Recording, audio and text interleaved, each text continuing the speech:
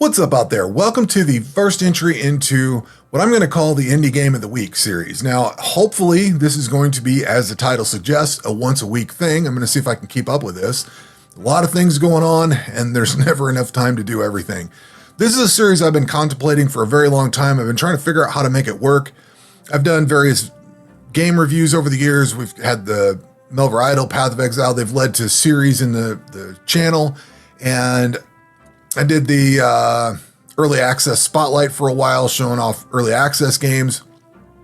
But I think I like the concept like Splattercat Gaming has for doing indie games, where he'll just go in, show about 20 or 30 minutes of a game, and then, let you decide if you're interested in the game or not. I have two goals with this. Number one, I mean, obviously it's channel content and everything. I really want to start promoting games, like indie games that I don't think anybody else is talking about. There's so many indie games out there. I see a few games here and there. Usually it's going to be the more popular stuff that floats up. But then there's games that I know exist that I don't see people covering. So I'd like to cover some of those. And the second goal is more of a personal goal. I have a fairly sizable Steam library, and I'm regularly adding stuff to it. And you know how Steam libraries go. You buy a game and ignore the last 5 you bought. So you just keep adding to it and never do anything with it. So I kind of want to start playing games off of it. Even if it's only getting a couple hours out of the game, I just want to start playing them. Why do I buy so many games, you might ask? Because there's a lot of really cool ones out there, and I like supporting the ones that I think are worth supporting. So I try to buy the ones that are interesting. And that's kind of the whole idea behind this, is to just pass that along and say, hey, this looks like a really cool game. Other people might be interested in it. And it's kind of a selfish cause, because then I get more cool games out of it, because people develop more cool games. Now, for me personally, I am interested in a very wide range of games. There's almost no boundary to what I play. There are games that I don't play, and there's a lot of games that I do play. So you may see almost anything come up. So, and there's been a few games that have came out into full release that were early access that I covered earlier. So I'm going to try to incorporate some of those. There's a lot of stuff I want to talk about, but I didn't really have the format to talk about it besides, well, I'll just go randomly try something. I know this is still kind of randomly trying something, but at least it puts it on like a weekly format to where I plan on just doing a few short hours on the game. And then here's my first impressions. If you're interested, here's the game. So that's kind of the whole premise of this thing. Let's talk about our first game though, which is going to be Lootun. Now, last year I did a big dive into idle games, and I ran across this one amongst a whole bunch of other ones.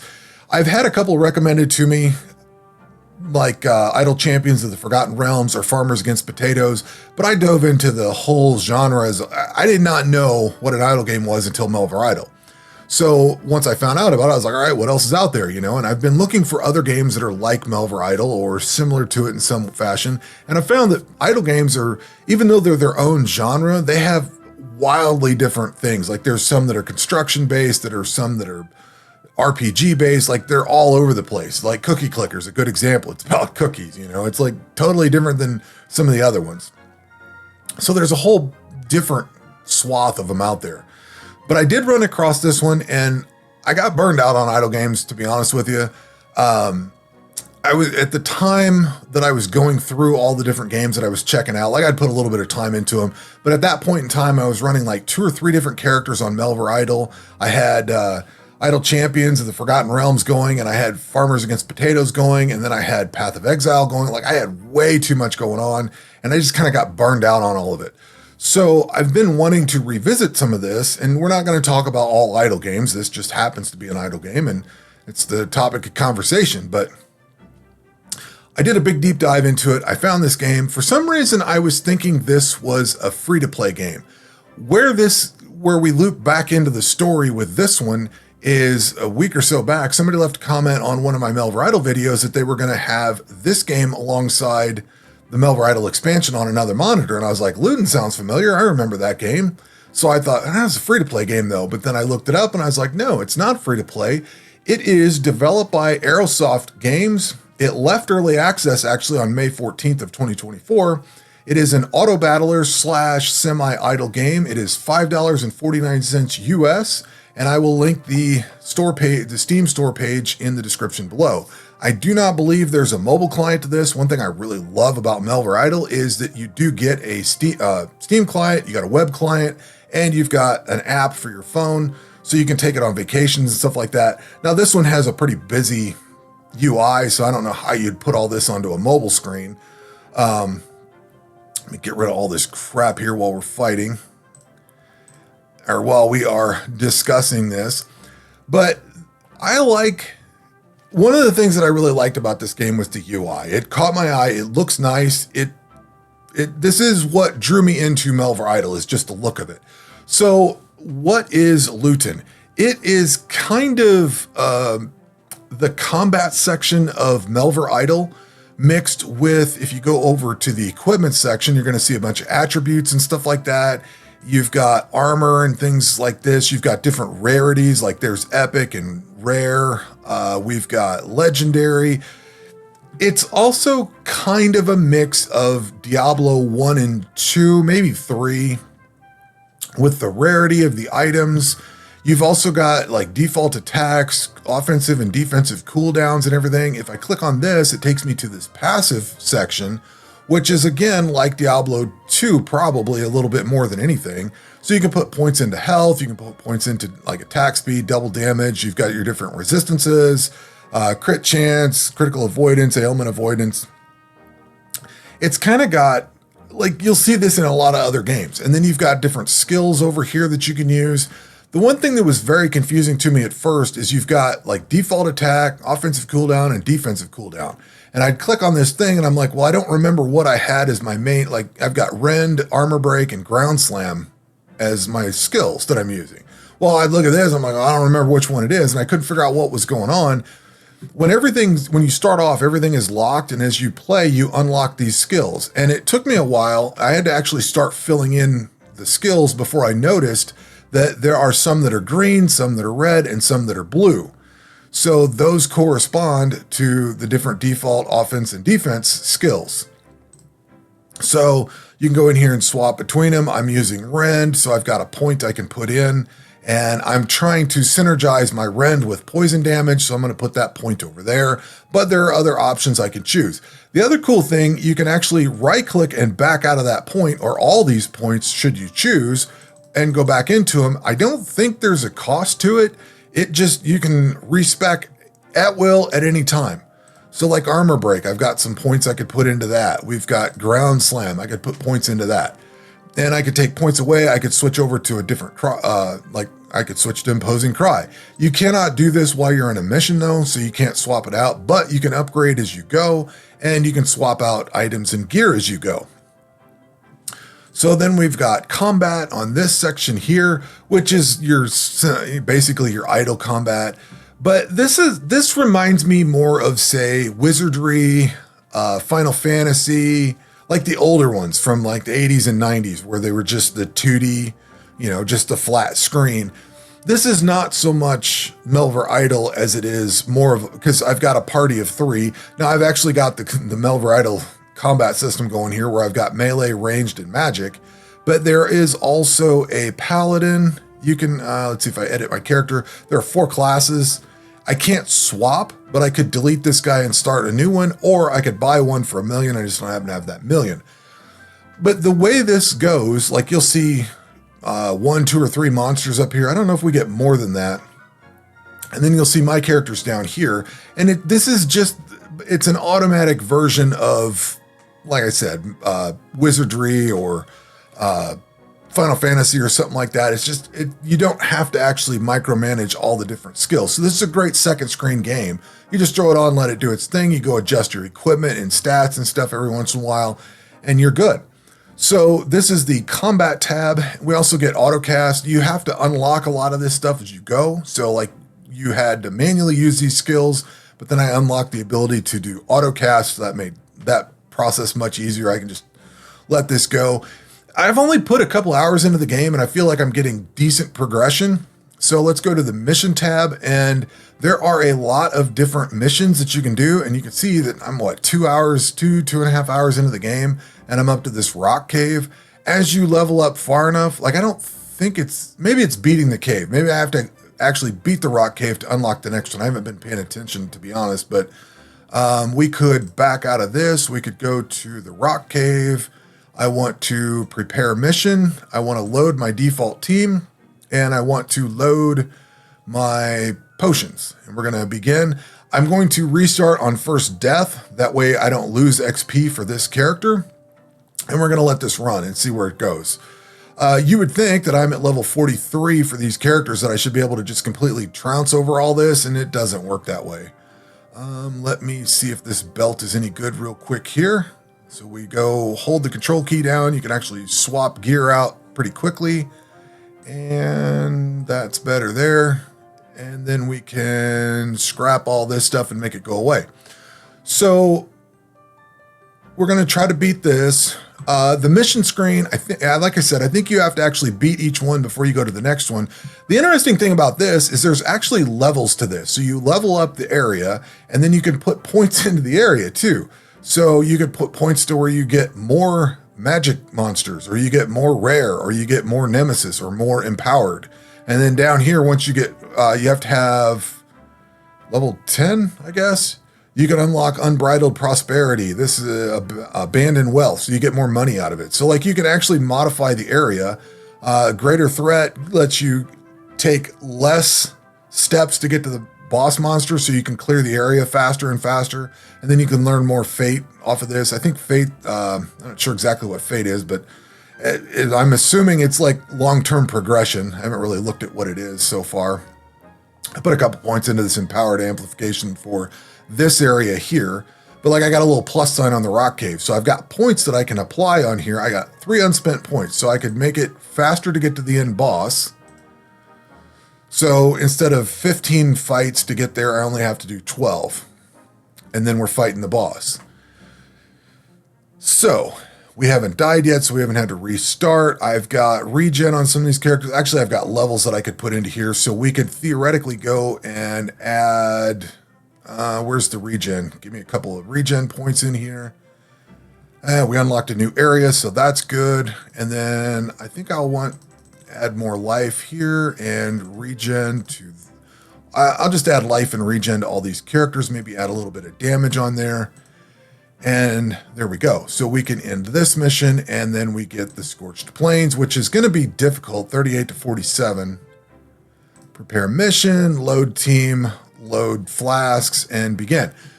So we can recharge our flasks over here. I have enough. I do. Yeah, I do. So I can refill that flask for 100, refill that flask for 30, and then we're good. We're on this mission. We're collecting gear. And as you defeat an area, you get a like a chest or whatever to unlock. Let's see. So we'll let this thing chug over here. There's a lot of missions in here to get to. And like I said, progression's fairly simple in this. Like, it looks like there's a lot of depth to the game. Like, there's a lot of points. You know, this says max rank. Well, that's max rank of 5. One of these was like max rank of 30. So you can spend a lot of points on these. There's a lot of time to be spent in here. There's a lot of areas to unlock. And you've got little tasks you can try. So there's a lot of depth to the game. Moving on to the upgrade tab, you've got different buildings. There's a ton of buildings on here too. I don't know how to get to these lower ones, but like I've upgraded my barracks to the full rank, which allows auto target, auto cast, and auto target for each character, auto cast for the offensive, and auto cast for the defensive cooldowns.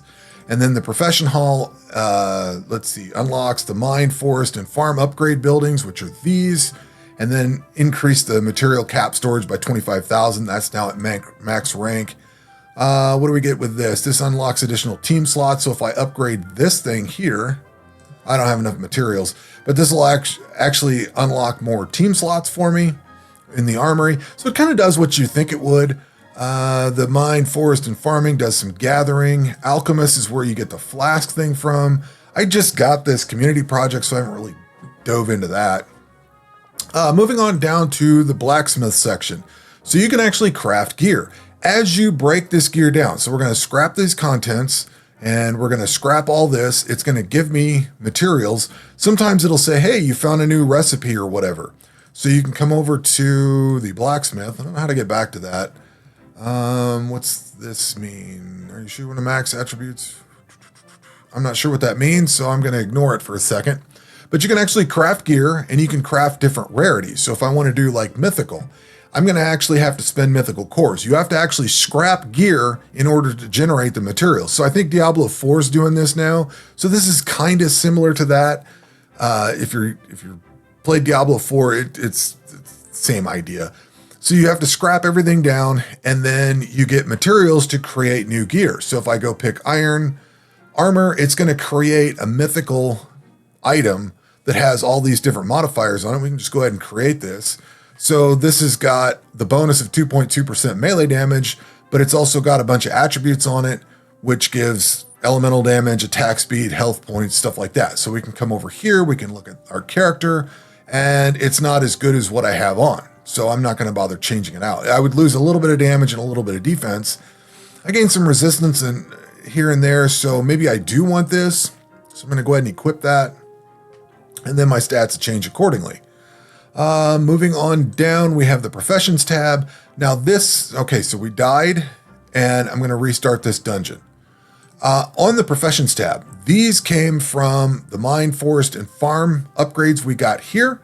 So these things actually gather. This is something that will actually go when you're AFK, when you're offline. There is no offline combat like you have in Melver Idle, which I understand. It kind of sucks. So you have to be sitting here to do combat, but you will harvest offline. So when you log back in, you've got your typical 24-hour timer, and whatever you've collected in that time of dandelions and what do we get here? Wood, planks, sticks, copper bars, iron bars, hide and scrap, and cloth and tattered scrap, and daisies and dandelions and stuff like that. As you upgrade like the mining section, you're going to unlock rank 3 unlocks a higher tier material. Each one of these upgrades will unlock a new material. So I can upgrade this one here. I can go to the forest for 100 grand, and I don't own any. Oh no, I can't upgrade. Yeah, all right. If I could, I keep getting confused. This says I need 50, but I only own 4. I keep thinking it's flipped around. I keep thinking this is the stack that I have, and I get mixed up. The UIs, the other games have different UIs than this. But at any rate, you go into combat to generate gold and do get all this good stuff, generate stuff to break down, and then you buy the upgrades in here. And then the professions will actually go and gather this stuff, and then you can do upgrades. So there's like a big loop, all the gameplay loop. And then there's the flask section. Like I can create new flasks, but I don't have enough of the quartz, which I'm going to assume comes from a higher tier in mining or something like that. So I'm probably going to need to upgrade all this stuff to get there. I kind of don't like that it doesn't say what I have to do to unlock some of this stuff, but it kind of is what it is. So we've leveled this area up. We could theoretically go and level this up and say, make it faster to get to the end boss. We still have another endpoint. I'll take that off and put that on fate. Actually, my main character died. So we're going to restart, and there we go. So this is kind of a cool game. I've enjoyed my time with it, and there's a lot to do here. Like you could throw this on a second monitor and watch a movie or something like that. That's not really how I play. For me, when I'm sitting down at my computer, I want to play something like Path of Exile or Escape from Tarkov or something like that. I don't normally sit down to play games like this for a long period of time. Now, Melver Idle's a little bit different. Like I said, I can check that on my phone, and I can do a dungeon while I'm sitting here. Like if I have to manually run a dungeon, I could sit on my PC and run it. I don't like playing it for 5 hours though. And I wouldn't play this one for 5 hours necessarily, but I have enjoyed the time that I've spent with it. It's been very active. So if I have like an hour's worth of downtime and I don't feel like playing something else, I throw this on. So however that fits into your schedule, I'm just telling you how I play it. Like if this was tablet based or something, I might, if I had a tablet, I'd let it sit out and just play or whatever. If this had offline combat progression, I'd probably do more with it. Maybe you can get that. I don't know if that's something that unlocks or not. I'm not sure. But I think this has been pretty fun. It is a good second monitor game. This is a really good second monitor game. And it doesn't take much babysitting. And I think that's one of the biggest things I like about this. Like I played RuneScape 3 for a little while, And that game was great, but it demanded your attention constantly. Like you had to go constantly click on a tree to chop.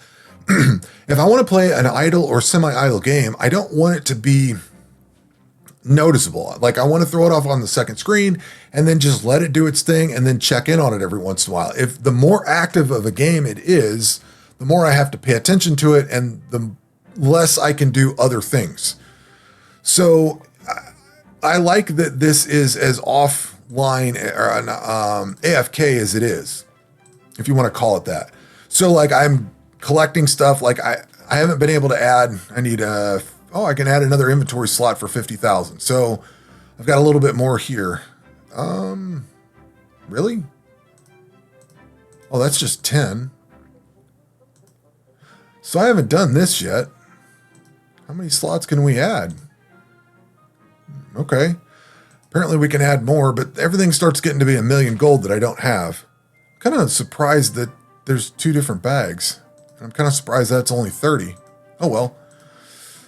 Learning new and interesting things about the game. So you can what was I saying here? I like that this is a nice second monitor game. This is not really forcing me to really pay attention to this an extreme amount. Like I was saying with RuneScape, you have to constantly look over, oh, he's not chopping trees anymore. I got to go click on that. If I'm trying to do something and I can just casually look over, oh, I got to address that. You know, if it needs constant attention every 30 or 60 seconds, that's not letting me let it idle. That's me having to go actively play it. And with this is far more idle.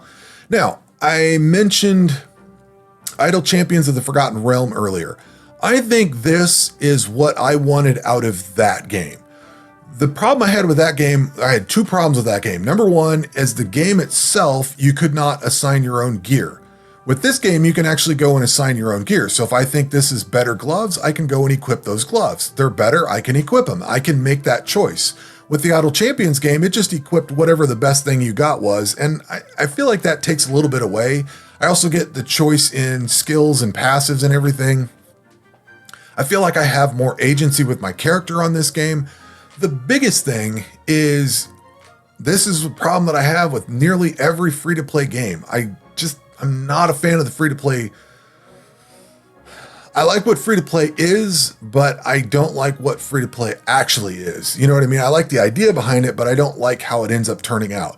Most free-to-play games are like Idle Champions is. They're there to pull as much money out of your wallet as humanly possible. Now, I spent a few months playing Idle Champions, and I did kick in a little bit of money here. I think I bought one of the season passes or something like that. The problem I have with those games is that they sell skins, they sell boosters and all that stuff. And you know they're slowing down your progression so they can sell you a booster and make money off of it. So they intentionally make the game worse and then sell you the solution. And I'm not a fan of that. I don't like having to go buy gems and learn all these different currency types and all that stuff. I don't like having my progression slowed down. That game aggravated me. And oddly enough, that's the game that really told me to not buy Diablo 4 because I was worried about how monetized Diablo 4 would be.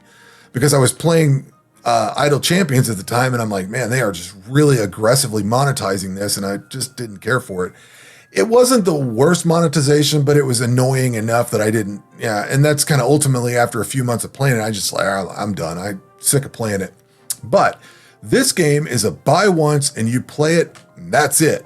There's no skins, there's no extra purchases, at least not that I saw. It looked like it's a clean game. You just buy it and play it, and that's it. And that's my favorite kind of game because that's what I grew up with. You just buy the game, enjoy it, and that's that. And that's what this game is. And this game has a lot of the same features or the same style that Idle Champions had. It's a little plainer. It's not based on D&D or anything, but I think this does a good job. Like I said, this plays a lot like a party-based role-playing game fighting monsters in a dungeon. And I think that's what I really like about this the most. It's got a clean interface. It's fairly reasonable to understand. There's a little tutorial thing that pops up every once in a while, gives you a little simple sentence on go do this, go do that. There's not some giant, I don't have to go watch some hour-long YouTube video about how, like Idle Champions had just so many different systems. You had to go watch all this extra content to try to figure out how the game worked. This is fairly straightforward. It's simple and in a good way. It's enjoyable. It's a good second screen game. It's just fun. I've been having a good time playing it. I can actively play it if I choose. I can throw it off on the side screen and let it go over there. And it's kind of like Cookie Clicker in that way. You can take an active role in it, or you can shove it off to the side and then deal with what's happened in the last hour that you've let it sit on the side. So, I recommend this. It's a cool game. It's not very expensive. If you're PC based, take a look at it and give it a shot. That will do it for this video. We will catch you on the next one. Take care.